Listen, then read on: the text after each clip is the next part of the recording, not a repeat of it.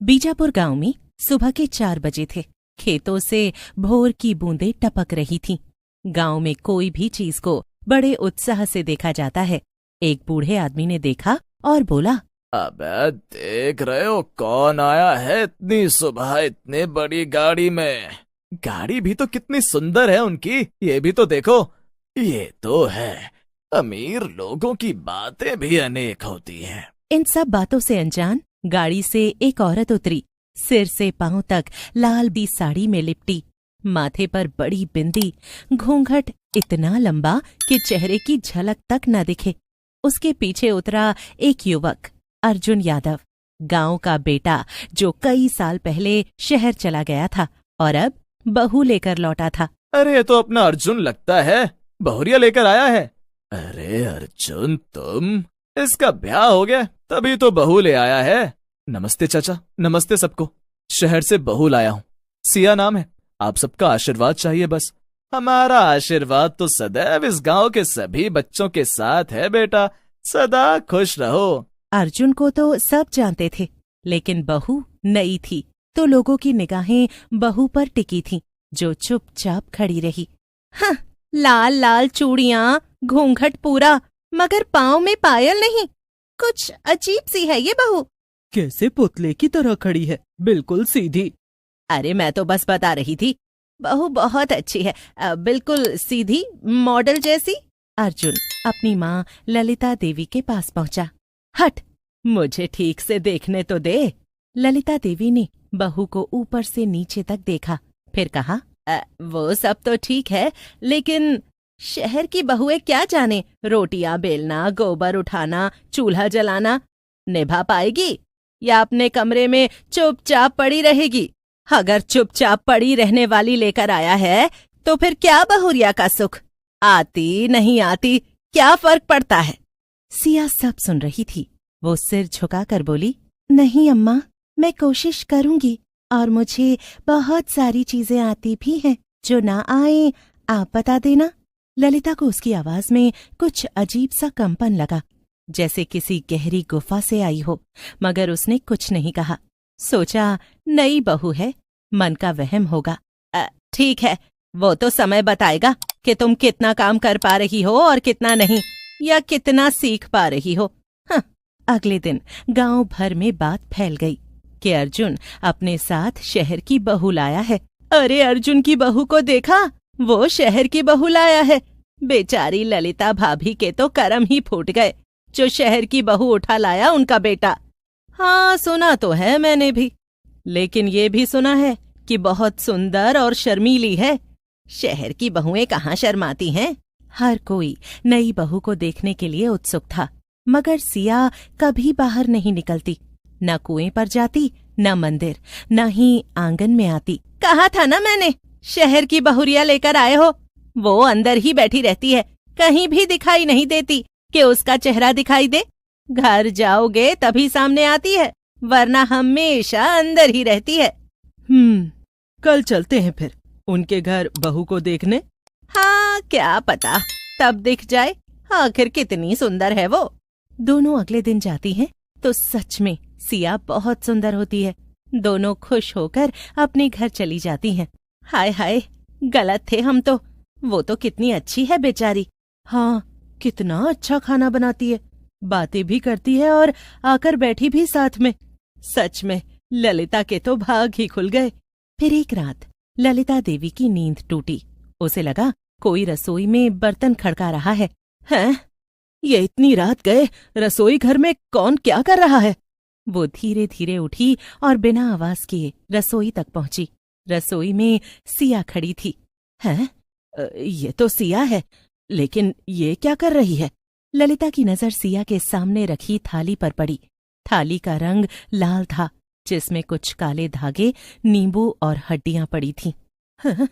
हे भगवान, ये क्या भला है? ये क्या कर रही है? ललिता ने सिया को देखा तो वो कुछ बड़बड़ा रही थी। ये सब देखकर ललिता बहुत डर गई, जिसकी वजह से उसके हाथ में जो पानी का लोटा था वो उसके हाथ, और एकदम से शोर हुआ। ललिता बहुत घबरा गई। तभी सिया ने उसको पलटकर देखा। उसकी आंखें खून जैसी लाल थीं। पर अगले ही पल सिया सामान्य हो गई और बोली, क्या हुआ माँ? पानी चाहिए था क्या आपको? वो क्या है ना अम्मा, मैं व्रत कर रही हूँ, माँ काली का पूजन। हाँ, इसीलिए ये सब रखा हुआ है। ललिता ने कुछ नहीं बोला और वहां से चुपचाप चली गई। फिर ललिता डरते डरते खुद से बोली, ये किस तरह की पूजा करती हैं ये शहर की बहुएं? अगली सुबह ललिता ने ये सारा किस्सा अर्जुन के सामने सुनाया। तब वहां पर सिया नहीं थी। अर्जुन ने जैसे ही ये सब सुना तो वो हंसने लगा। मगर गांव में बदलाव आने लगे थे। कुएं का पानी सड़ने लगा। हाय हाय, रात को घरों के पीछे किसी के चलने की आवाज आती है।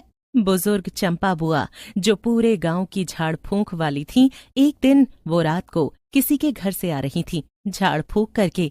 तभी उन्होंने देखा एक चुड़ैल को।